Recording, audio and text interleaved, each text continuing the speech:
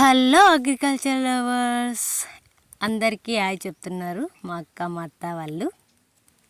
ఈరోజు వీడియో ఏమిటంటే, ఈరోజు మా ఊరి గ్రామ దేవత అయిన సింగనపల్లమ్మకి బోనాలు పడుతున్నామండి.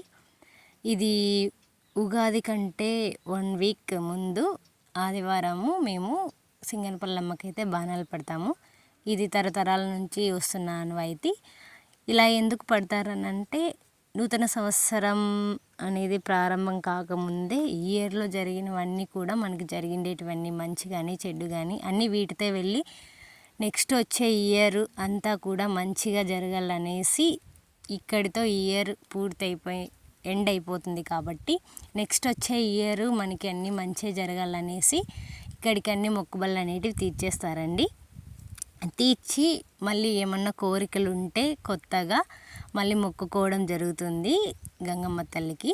అందుకనేసి బాణాలు అనేటివి వండుతున్నారు తొందరగా అనేసి. ఊరు బయటకు వచ్చేసి బాణాలు వండుకోవాలి మేము, ఇంటి దగ్గర చేసుకొని బయలుదేరరు. దేవతకి కొంచెము దూరంగా బోనాలు అనేది వండుకొని తర్వాత బోనంకి గంపకి అన్నిటికీ కూడా పూజించుకొని ఇక్కడే బోనం అనేది తీసుకెళ్తారు అక్కడికి. ఇది మా ఊరి యొక్క ఆచారము. ఇలా బోనాలు అనేటివి తయారు చేసుకొని అందరూ కూడా తొందరగా చేసుకొని మేము బోనాలు అనేటివి ఈవినింగ్ సాయంత్రం అలా పడతామండి. ఒక 3కి 3:30కి యాట్ ఉందనేసి కొంచెం ముందుగా స్టార్ట్ అయ్యారు. మా ఊరి ఆనవాయితీ ఏమిటంటే, ఈ గ్రామదేవత మామిళ్ళ వారి ఇంటి నుంచి బోనం అనేది ఫస్ట్ బయలుదేరుతుంది.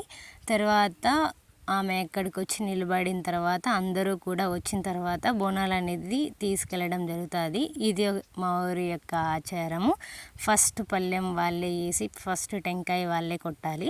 సో ముందు నుంచి వస్తున్న ఆనవాయితీ కాబట్టి అలానే మా ఊరు వాళ్ళు పాటించడం జరుగుతుంది. పెద్దలు పెట్టిన ఆచారాలు కాబట్టి కంపల్సరీ మంచిగా ఉంటుందనేసి అందరూ పాటించడం జరుగుతుంది. అందరూ కలిసికట్టుగానే వెళ్ళడం కూడా జరుగుతుంది. ఇలా గంపలు తీసుకెళ్ళిన తర్వాత దేవత దగ్గరికి మళ్ళీ ఏటలు కానీ కోళ్ళు కానీ ఇలా కోయడం జరుగుతుంది.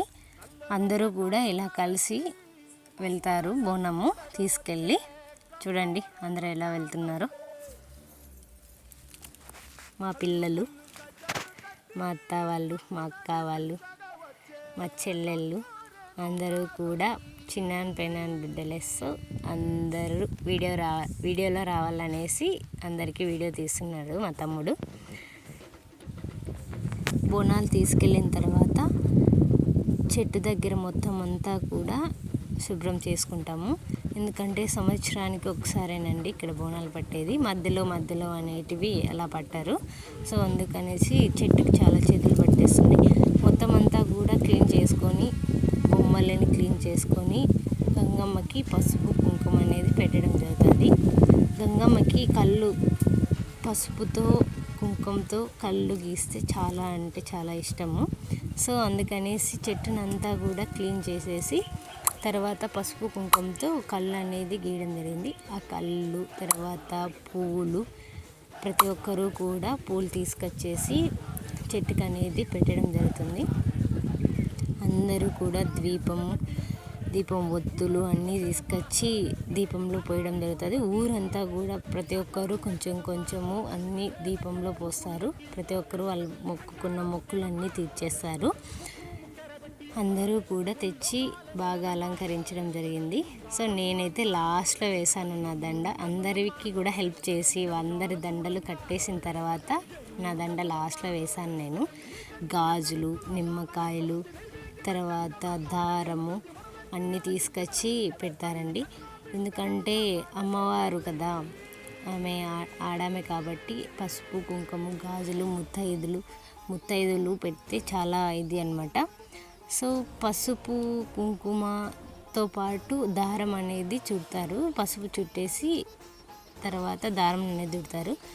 ఇంకా ఏటలు కోసే ప్రాసెస్ ఇది. ఫస్ట్ మా అక్క వాళ్ళ ఇంటి నుంచి తెచ్చిన కోడిని కోస్తారు. అది కోసేసిన తర్వాత మిగతా ఊర్లో తెచ్చిన కోళ్ళన్నీ కోయడం జరుగుతుంది. ఇక్కడ వరం అడుగుతారు. గంగమ్మ వేపాకు అంటే చాలా ఇష్టం కాబట్టి వేపాకు మీద తలని పెట్టి వరాలు అడుగుతారండి. ఏమేమి కావాలో అవన్నీ కూడా అడుగుతారు. ప్రతి ఒక్కరు కూడా కోసిన కోడి తలను అక్కడ పెట్టి దేవతకు ముందుగా వరాలు కోరుతారు. ఇన్నిసార్లు అయితే వరాలు గొంతు కోసేసిన తర్వాత అది ఇంకా ప్రాణంతో ఉండి కొంచెం ఊపిరి పీలుస్తుందో అన్నిసార్లు కూడా వాటర్ పోసి వరాలు అడుగుతారు. వాళ్ళు మొక్కుకున్న మొక్కులు తీర్చేసి నెక్స్ట్ ఏం కావాలా అనేది కూడా ఇక్కడే కోరుకుంటారనమాట. అది మా ఊరి వాళ్ళ నమ్మకం. సో జరుగుతాయి కూడా, ఎవరైనా మొక్కుకోవచ్చు. కానీ మా ఊరు వాళ్ళు ఇక్కడ ఎక్కువ ఉంటారు కాబట్టి, ఎక్కువ అందరూ పట్టేది వాళ్ళే కాబట్టి కోరుకుంటారు.